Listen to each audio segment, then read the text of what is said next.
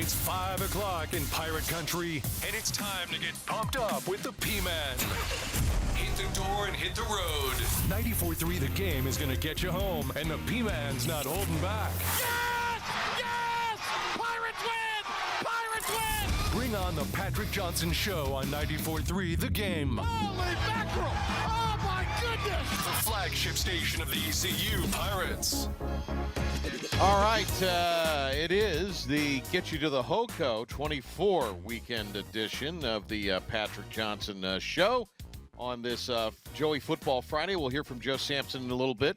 The coach, Steve Logan, will also be with us here in a moment. Got a couple of things we want to hit before we get to the big program today.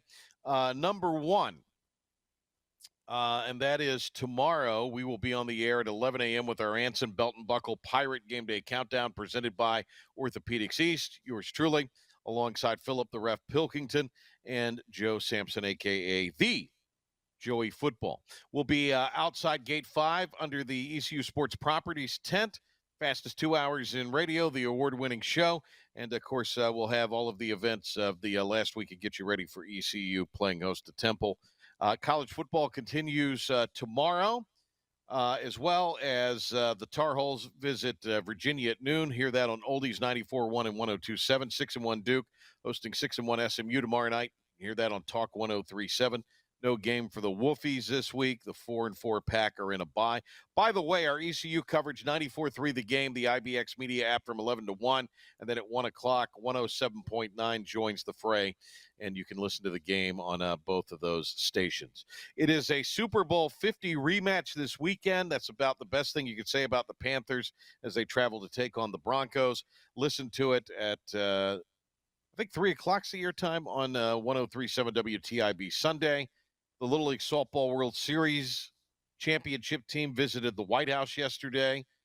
And what else do we have? We have high school football tonight. The Washington Pan Pack will travel to Southwest Edgecombe. You can listen to that here on 94.3 The Game a couple hours from now. Edenton at Camden County. Kick his ass, Tommy Bass. He'll be on the call of that one tonight on 103.7. Rose advances in the high school playoffs for volleyball. So does Aiden Grifton. So congrats to them as far as local teams go.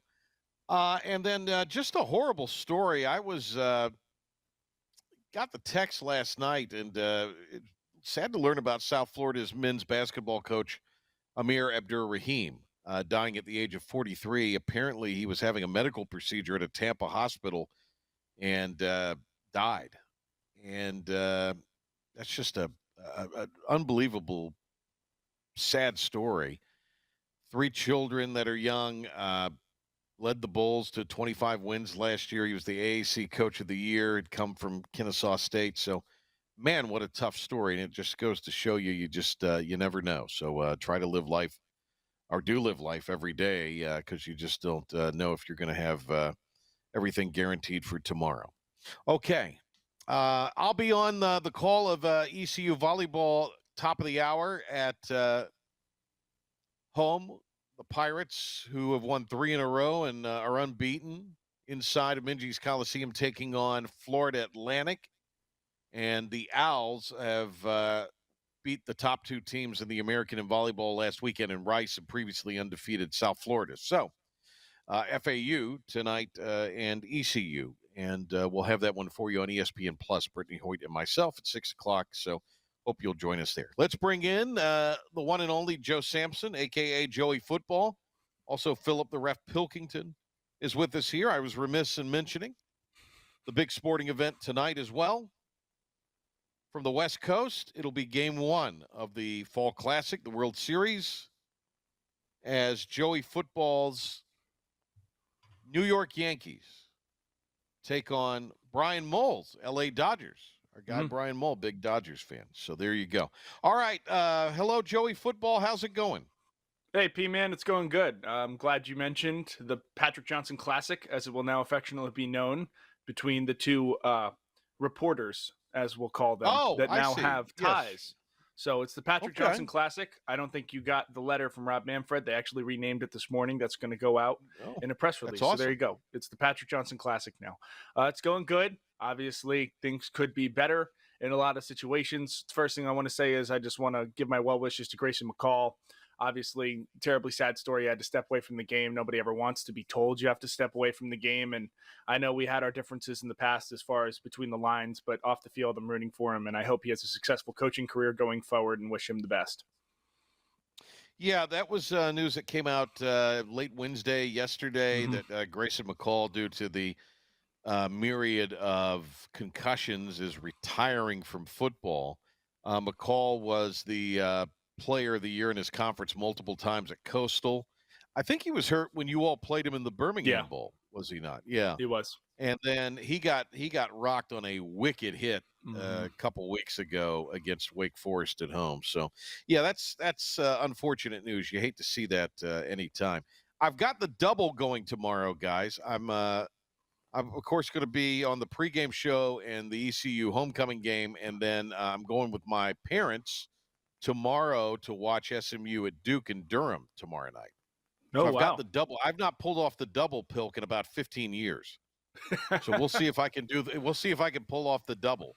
Two football games in one day. Hey, the coach is going to make sure you pull off the double if he's taking you to Wallace Wade Stadium. You know, anytime Duke football is going on, Coach Johnson will be there. And if you're along for the ride, you better be ready to go. And I'm going to say this. Club level. Ooh. Yeah. Look at you. It's the only way I show up now. I only show up now if I'm in club level. That's the only way I'm showing up to the game, if I have access to the tower. I'm not sitting in the stands. You know, I got to have my three requisites are off the shoulder tickets, close by parking, and a catered meal. And I will get that with the Duke venture on Saturday night. It's like Van Halen Where with is the there M&Ms. close parking to Wallace Wade Stadium? There's an Iron Duke lot right behind the visitor sidelines, but that is about it. It's well, still not there's some parking on the other side. Okay. And the assigned parking we have is not that far from the tower. Okay. It's probably about a 2 football field. It'd be like walking from the house to the beach. Okay. Yeah, backside of the lacrosse stadium, right? Other side? Yeah, it goes I across the forgot back about of the that. track and comes in. It's not that bad. Okay. It's not that bad. Yeah. I mean, it's especially now that I'm on the East Carolina weight loss and have dropped a bunch of weight, I can make that walk without too much issue. So there you go. My Panthers tickets are not club level, Patrick. So anytime there's an available seat, I will go ahead and take you off the call list. I spoke to someone the other week and about going to a Panthers game, and she had pretty good seats. So I was like, well, yeah, if you never need anybody to go.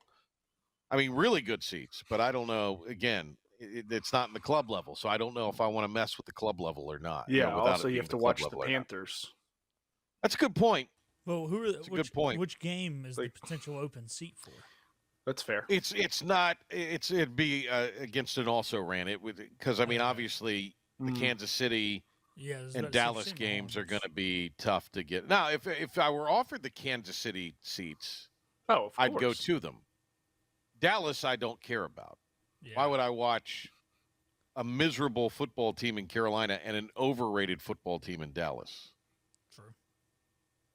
Dallas is about to go to 3-4. I'd pay to not watch lose Dak to the Prescott. 49ers I get on it. Sunday night. Yeah, no Micah Parsons again.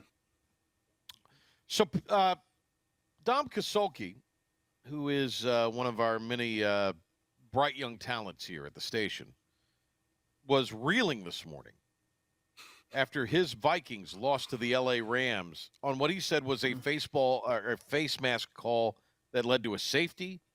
I will be totally honest with you. I watched a little college football last night, but I totally forget about that Amazon game sometimes. And this was one of those times. And so I did see a highlight on a golf play where he got out of a sack and threw a strike to, was it Cooper Kupp? In the end zone. Oh yeah, I saw that in the back of the end zone to Kupp. Yeah. Yeah, that was a hell of a throw and a great catch. Throws across his body. Yeah, and so that's all I knew about Thursday Night Football. I didn't even know the result this morning. So, Joey Football, do we need to save this? Do we need to do a hold my beer and save this? Is that what I'm? Yeah, it's up to you. My opinion of the was watching his referees have Canes been beat the Flames last well night. He wasn't documented. watching football. I had the multi-TV going. Okay. I saw both. Okay. Oh, you stayed up and watched your Carolina Hurricanes win in I did. in Calgary. Calgary. Mm-hmm. Yeah. Seth Jarvis scores. The Canes are 53-4. So. Oh There you wow! go. How about that for Mhm. a nugget there from There you Joey Football? Here's what I will also say: Joey Football kicked out of a Canes game once, so I mean he's have a been. true fan. If he's Well still documented. watching this after getting booted from a Canes game previously. All right, so do we save the football for hold my beer, or do we do a hold my beer now and let you rant on the football? What's the way to do this? I don't really It's your know. show. You tell me. Your show. Pilk, you're producing this bowl of fruit and nuts this afternoon. What are we doing? I think once we start on ECU football, with everything that happened, we probably need to talk ECU football. So maybe since we're already kind of having fun, maybe we should go ahead and do hold my beer, and then Okay. and get a break. Are you And saying then ECU preview the football's game. not fun, Pilk? That's what it sounds like to me. Is that you're saying ECU football's not fun? No, this is serious. We got an important game. This is business, especially for a former player. Boy, listen to Pilk. Pilk coming in and saying no hijinks here. Yeah. Womp womp. Come on, Pilk. No I- fun for you? Are you not? Football's Here we go. zero fun, sir. Yeah. Like That's Coach our new Herman sound Boone. effect for Philip Pilkington. Yeah, Coach Herman Boone. We have one Football for is zero Dom. fun, sir. Yeah. All right. Let me cue my thing up here. Pilk, do you have one? Because I have one if you have one. So we'll see. I mean, I think Look, Joey Football, as I have a always, will hold be my the star beer. of the show. Yeah. All right. Here we go. Do you have something you need to get off your chest? Get off your chest. I am not here for rage. I'm here for revenge. Did your favorite team blow another game? They are who we thought they were, and we let them off the hook. Or is there just something that's driving you crazy? I'm as mad as hell, and I'm not going to take this anymore. It's time to let it all out. You have made me very angry indeed. With another edition of Hold My Beer. Hold my beer. Do you want some first world problems today on Hold My Beer? I Joe got 'em. usually gives first world problems. Joe always gives first world problems. So I was able to walk on the beach kind of early yesterday. It's getting a little darker, as we know, this time of year. Mm-hmm. Mm-hmm. And look, October at the coast of North Carolina, underrated and gorgeous. You can't do any better than that. You really cannot. But yesterday we had an abundance of fishermen out there. Thus, they brought the flies because there was not a lot of breeze on the ocean yesterday during the walk. And not only did it bring the flies, which was like walking through a field of garbage, they brought the biting flies. So my fat legs got chewed up by some biting flies yesterday. So that's my hold my beer. It's just, I realize the fishermen are out there, and that's part of the beauty of the whole thing. But I think we ought to enact a rule: you do not fish on days there's no breeze coming off of the ocean. Just my hold my beer. So hold my beer, the flies brought on by the fishermen. Am I right or wrong on this, gentlemen? Free country, you got to let people fish. No, I get Joe what Albee he's will saying, not though. approve I- of this. I get Joe what he's Albee will saying. not approve of this. I know. I'm a local. I'm walking Yeah. out there on the beach. Come on now. And I was in There we go. shorts. Usually I walk in the long pants, but I wore the short pants to walk yesterday, and my fat legs got chewed up. So, again, first world problems here. First world problems. Pilk. All right. So that was my hold my beer. Hold my beer. The biting flies and the fishermen. Pilk. Hold my beer. The Boston Bruins defense is terrible. Yeah. Can't stop anything. We're letting pucks in the net like it's Biden's border policy. I didn't expect the team to be as good as Heyo. past. Wait a minute. There we go. Yeah, I didn't expect the team to be great this year, but I thought the defense would be a little better. I thought it was more offense they were going to struggle, and they let up 5 goals a night, and it's ticking me off, and I keep staying up to watch them lose. Well, you're being a wise guy with me a little bit. Yeah. So hold I my was pretty beer. good. That was good. I know nothing about your Bruins and their defense, but I do know that was a good line. All right. Joey Football, any response? Yeah, I mean, yeah, their defense is Swiss cheese right now. They can't get back on the power play or on the advance as far as it goes. When the numbers go up, they just look like they're missing a lot. You paid your goalie finally in the offseason, and all of a sudden he decided to take the couple weeks off. So it's one of those things, but they're also the Bruins, so I'm not concerned about what they're doing in October because all of a sudden in December they're going to be fighting for first or in first in the Atlantic, and that's how it's going to shake out. All right, Sal, give me a line on the Rutgers game. No, all right, what is your hold my beer, Joey football? Hold my beer. I'm sick and tired of the NFL's agenda. And when I say that, you want to play a game in Antarctica, you want to play a game in Germany, you want to play another game in Australia, but you can't get this review replay stuff right. You brought in a whole different thing so that you could review these plays that were not reviewable. And all of a sudden, you let the game come down to a face mask that should have been called in the end zone with 1:51 left and the most prolific offense right now in the league besides the Chiefs with a chance to get the ball to Justin Jefferson. I am sick and tired of the referees being the ones that dictate what the game ends with. It happened last year with the Jets and the Chiefs. It happened last year with the Packers and the Chiefs. It happened this year with a lot of other games as well. And if you go all the way back to 2019 when the Rams were the Rams and that pass interference call that should have been called against the Saints in the Dome that gave them a chance at the Super Bowl where ultimately the Patriots did Patriot things. But still, you are letting the referees dictate the game. I think they're doing it so that when they go to the CBA, they can try and say, we're going to raise the salary cap, obviously, but you guys got to give us something too. There's too many penalties. You have to be more disciplined. And it's disgusting. I didn't see the play, so I can't really comment. I obviously I did see the play, but what I'm going to throw out there, Dom said that like 90% of the money was on the Vikings, and he thinks Vegas fixed the game. What? Well, now we can't go to break on that. We leave. Oh my gosh! 2-4 Rams. Nobody bet on the 2-4 Rams. I did, but still, nobody did. All right, I did. We're taking a timeout. When we come back, we will have more. We'll talk about this game against Temple tomorrow and all that has transpired during the week. Joe Samson on a Joey Football Friday. It's the Get You to the Hoco 24 weekend edition of the Patrick Johnson Show on 94.3 The Game, online, 94.3thegame.com, and the IBX Media app. You ready for this? Oh, I'm very ready. Okay, ready? You ready? Streaming to the world at 94.3thegame.com. This is the Patrick Johnson Show. Now in all his glory, here's the P-Man. Time to talk Pirate football this weekend. They'll be taking on Temple. Pretty good defensive front. Temple's got some decent athletes there. Joe Samson joining Philip and myself today on the PJ Show, the Joey Football Friday edition, as we get you to the weekend for Hoco 24. Coming like a homecoming.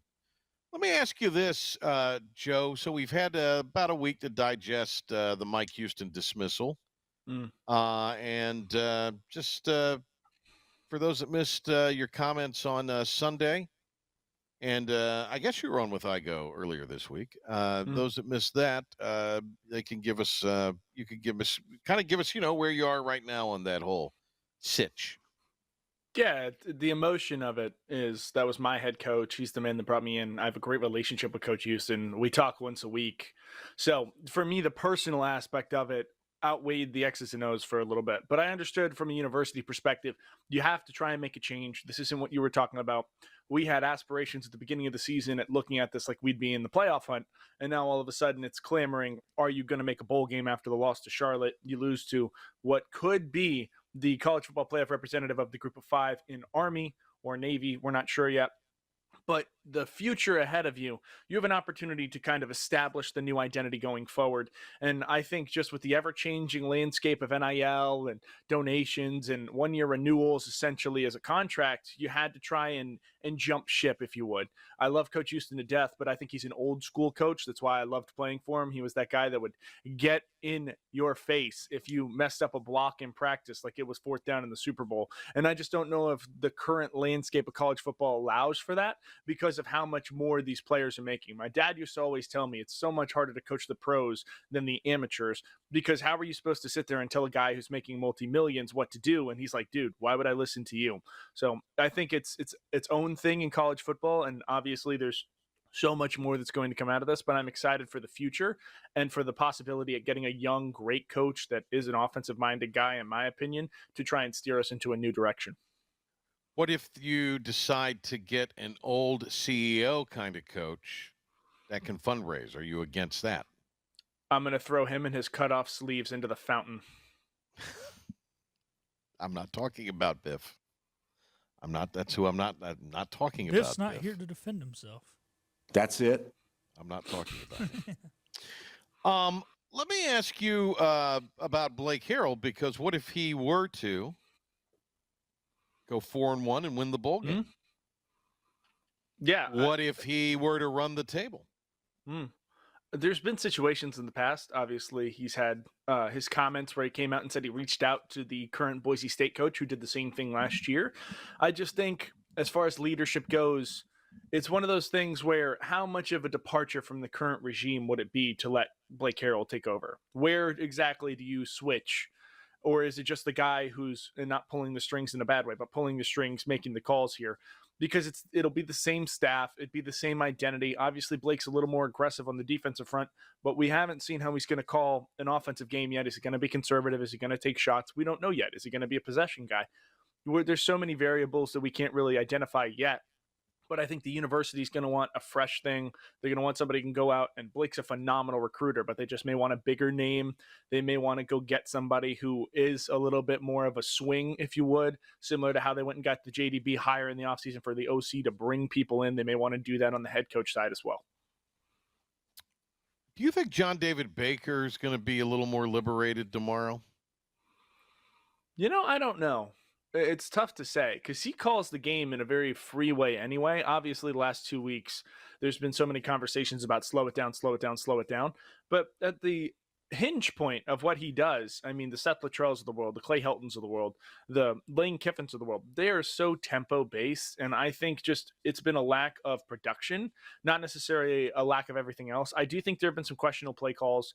I wish they would get the ball out in space a little bit more on those second and shorts instead of trying to take the shot to a Yannick Smith or to an Anthony Smith. And like, those are the things that, the Wednesday morning quarterback, we can come back here and say something different because on Mondays, you never know. And that's the issue when it comes to your new game plans. So I don't think he's going to be liberated per se. I would expect a trick play again off the bat because that is usually what you do when you try and beat an opponent like that and get the momentum swinging.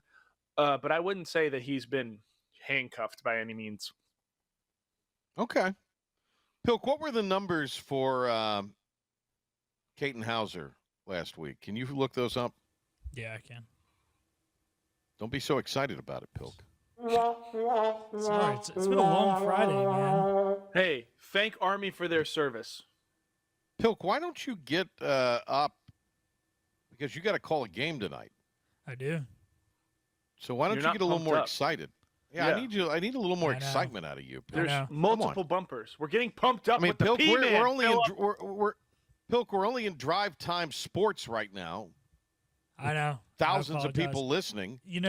I got like a 45-minute explanation as to the tech problems that happened at Talk of the Town this morning from Mike on it. Just mentally drained me. The minute something goes wrong, he tells everybody the full story. I'm not saying anything bad about. You gotta get past the mental adversity. I know you got to overcome it. I'm not saying anything bad about Michael Buscemi changing his pronunciation to trade off his cousin's fame, because last time I was critical of him, we had a meltdown when Doug Martin was on the show. So at least I was able to somewhat carry it. So, anyways, I was no P-man, but I did what I had to do. Backups coming in. So, anyways, Caton Hauser was 24 Speaking of which, Caton Hauser, 38 ladies and gentlemen, for 282 yards. You weren't listening. I'm bringing the energy. I'm bringing the juice. You were puking too much. Read it like a normal human. He was 24 of 38 with 282 yards, 3 touchdowns, and 1 interception.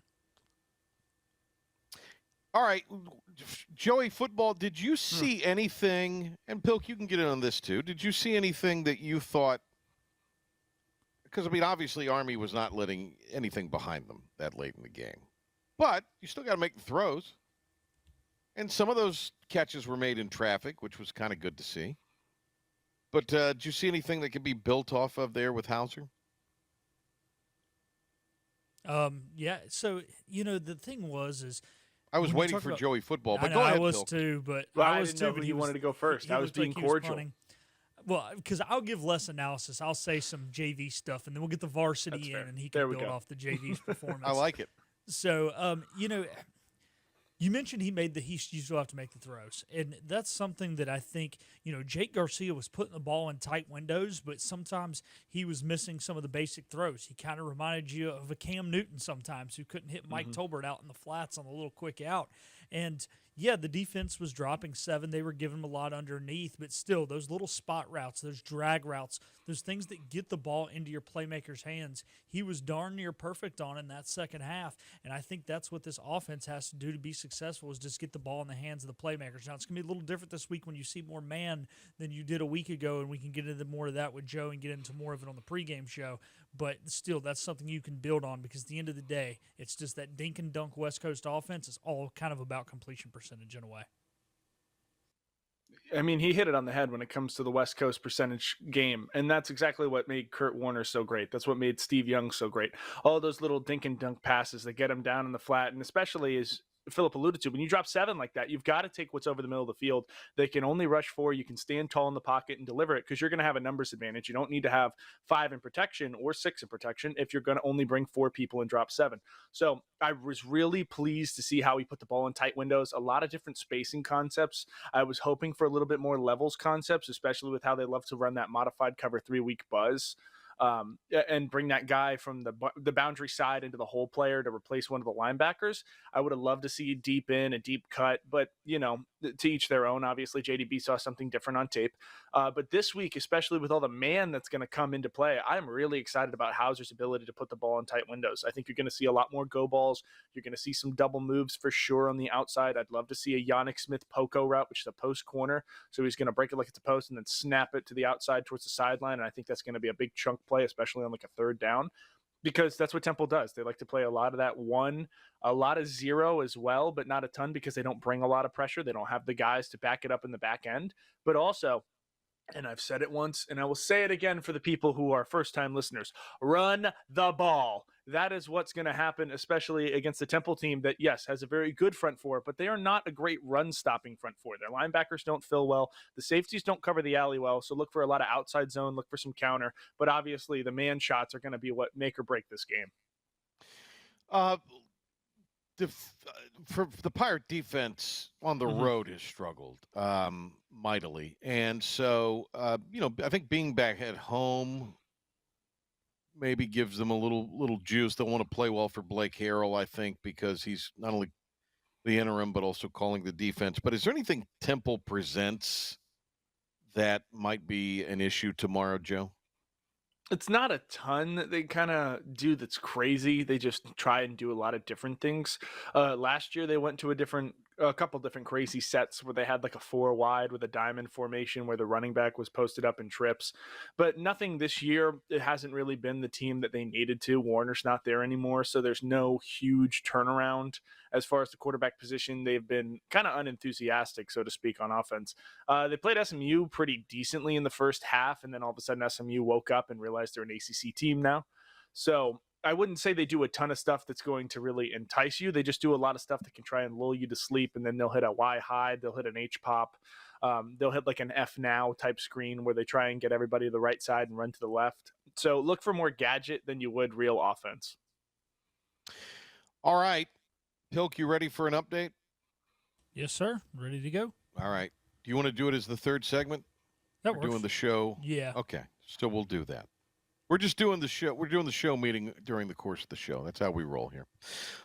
Coming up tomorrow, it'll be Pirate Game Day Countdown for Anson Belton Buckle and for Orthopedics East.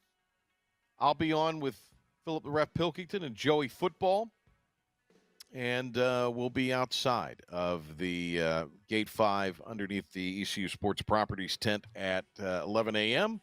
until 1 p.m. Chancellor Philip Rogers will be joining us. Looking forward to all of that. Hey, Joe, good luck to your Yanks tonight, Game 1. Got to clarify And, also, wasn't SMU. It was Coastal Carolina. I'm just colorblind. Oh. You just got a horse and a beach chicken mixed up. That's I know. I mean, I beat the mess out of both of them at some point. So, like, they all just start to flow together. Wow. They all run together, don't they, Joe? Buddy. They all run together. There it is. All right, Pilk, have a good call tonight for you as well. Coach Logan will be back with us on the other side of this Get You to the HOCO Weekend edition of the PJ Show. Have you noticed he's in his own little happy hour? We're back to the Patrick Johnson Show on 94.3 The Game. This is the happy hour program. Here's the P-Man. Anytime we get a chance on Fridays to talk to Coach Logan, it is always a treat. And Coach Logan, who is the star of the Logan Zone, which is heard Thursdays at 5 on 94.3 The Game and 96.3 down in New Bern, the coast, and Jacksonville. Also, anywhere on this planet, God's green earth, on the IBX Media app. Coach joins us here today. Coach, great to talk to you. Thank you for the time, as always. Well, the big news of the week is Mike Houston, released mid-season, relinquished as the head coaching from his head coaching duties at East Carolina. You know, it's unfortunately part of the business, and most head coaches are leaving somewhere on their own accord or not on their own accord. Kind of the way the business goes, it seems. So just your reaction to that happening at the juncture at which it did 7 games in. Well, it's just what you said. It's the nature of the beast, and it's always in the 6th and 7th week into the season that people start, I don't know if the word's panic, but the anxiety level gets so high that some people reach for the ripcord and just to relieve the pressure. And I'm not sure that that's the best way to go about things. I don't know what the hurry is, quite honestly. Certainly the lower down the pecking order that you go, which is where East Carolina currently is.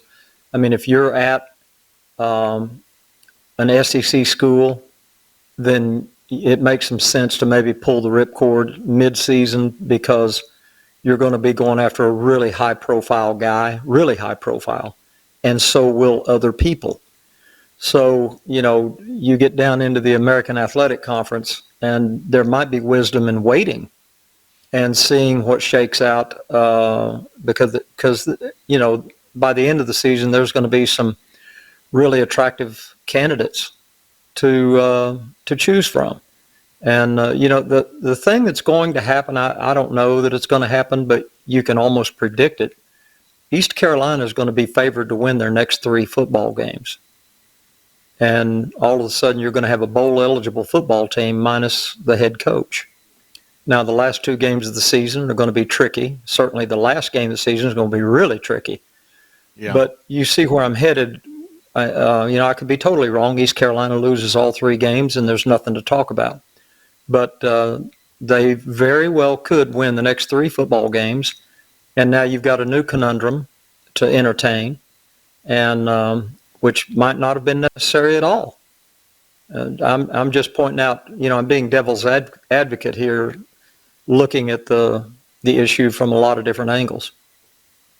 Thought it was interesting this week that John David Baker, who is a first-time play caller, said, you know, maybe some of the guys were feeling some pressure and now they can play a little free. I mean, is that a fact of this too? I mean, you know, you can tell players stay off social media, don't listen to outside noise outside the walls of the locker room, but I mean, it's just not the day and age we're in. Do you think that this might take a little bit of pressure off the players, maybe even as Baker is a play caller? Well, you know, that gets into a large realm of speculation.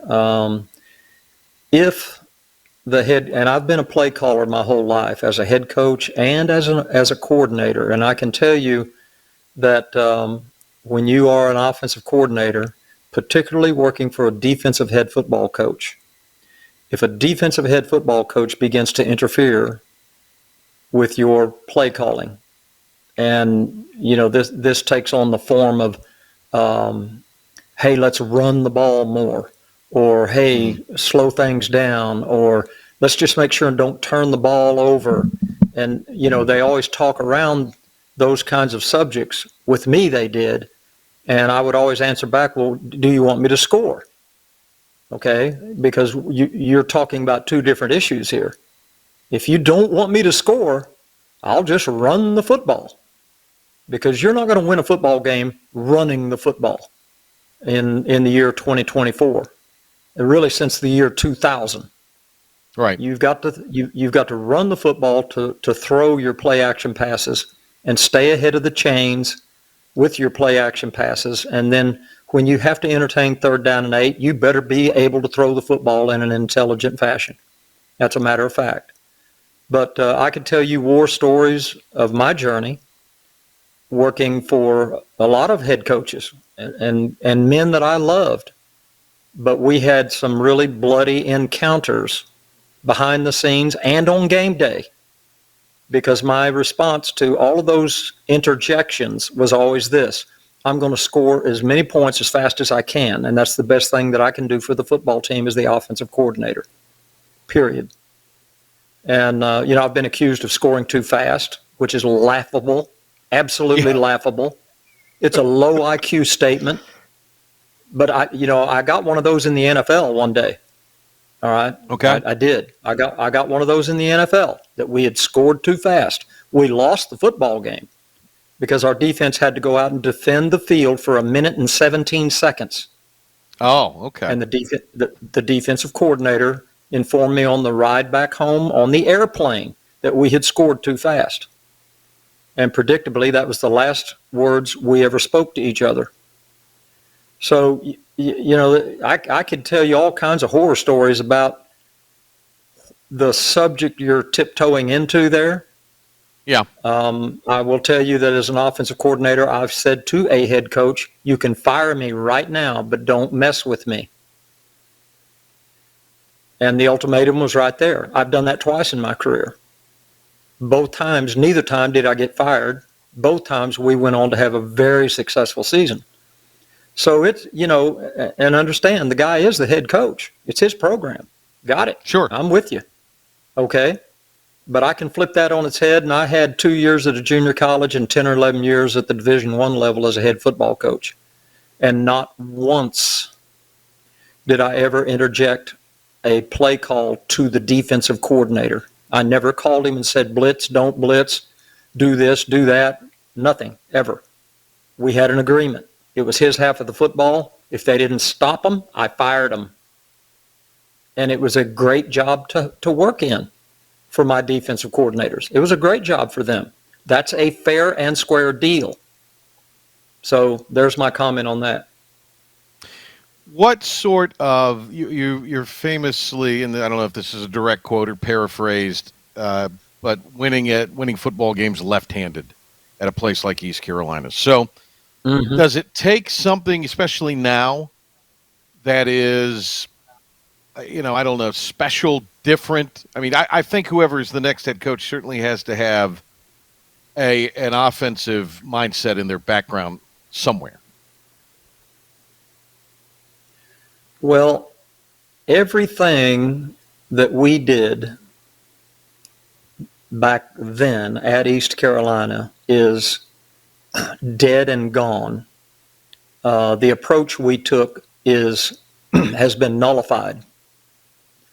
We were building a program around a passing game and a quarterback and development of football players. That day is gone, with a capital G-O-N-E, gone. It is now the only relevant question is how deep and how committed are you to the NIL pursuit of talent? And without that, and on my radio show, I've got a couple of accurate pieces of information about the amount of money a couple of American Athletic Conference football teams have available to their roster. And I can tell you that right now East Carolina is not in that ballpark. And so in the old days, I could go recruit a kid and keep him for 5 years and develop him into a really good football player and a really good teammate as part of a really good team. If I do that now, by year 2.5, he's gone. I have become a farm system for anybody that wants to come cherry pick my roster. And the only way you're going to get out of that is to find an NIL interest that will keep the talent that you've developed at home and give you the opportunity to go buy some talent to plug the holes that are in your roster every year. Coach Steve Logan with us here. So with that said, would you then, does that person need to be a CEO fundraiser then and just go hire great coordinators? It's leaning that way. Yeah. I mean, like the guy at Charlotte is the prime example. Charlotte just gave their football program to a hedge fund guy, and I could probably spit in a thimble and more football would come out than he knows. Now, that's just kind of the way I feel. I could be wrong. But the ideal model in this day and age, again, I'd refer again, is to Deion Sanders. Deion Sanders is not a football coach per se. He's got great leadership skills, but he's also, he can and does go out and, raises lots of NIL money. And he has hired outstanding coordinators at the University of Colorado. I forget the man's name that's the offensive coordinator at Colorado right now, but he's a longtime NFL veteran offensive coordinator. And he knows exactly what he's doing, and he's got a great quarterback to work with. So, the pieces are really identifiable. Go get NIL money, get a quarterback, then and only then will the coaching really matter. Yeah. Pat Shurmur is the dude calling exactly, plays Pat Colorado. Shurmur. He's been in the NFL since there was dirt. It's the homecoming football game this week, Coach. What does that present any special challenge? Maybe in this day and age it doesn't matter, but I mean, is there, I guess the crowd is a little more, maybe that's the only game the person goes to that year for the home team. Maybe that's the only game they've been to the last 5 years. Anything about the homecoming game that one way or the other has any sway or any kind of thing? There were two games that I detested every year as a head football coach, and that was homecoming and parents' weekend, because both of them serve up giant distractions to the player you're trying to get ready to play the game and try to win the game. And that's a point of view that very few people could appreciate. But the moment you say homecoming, I flinch. And the moment you say parents' weekend, I literally throw up, because now you got to send your seniors out, or senior day, or whatever you call that, where the kid runs out and hands mom and dad a rose and a hug and all that stuff. A tremendous distraction. It just is. And, so there's just something for the listeners of your program to consider from a head coach's point of view. It's a distraction. Blake Harrell is going to have Steve Shankweiler up in the booth, kind of bringing him out of retirement to handle game situations, timeouts, clock management, and the 2-point chart as well, I'm sure. So, what kind of things will Shank be taking into account? What sort of things will he do in this sort of, almost like an advisory game management coach kind of role? Well, here again, from the SEC, probably most ACC, probably all of the Power 4 schools have a man hired, and they are paying a man to do that, which is a direct descendant out of the NFL. And when I was in the NFL, we had people that didn't do anything but analyze situations, clock management, go for two, not for two, how many timeouts left till we can kneel it relative to how much time's on the clock, 4-minute offense. There's a million situations, and I know at San Francisco in particular, we had guys, 2 or 3 young men that were Stanford, computer geeks. That's what they were. Yeah.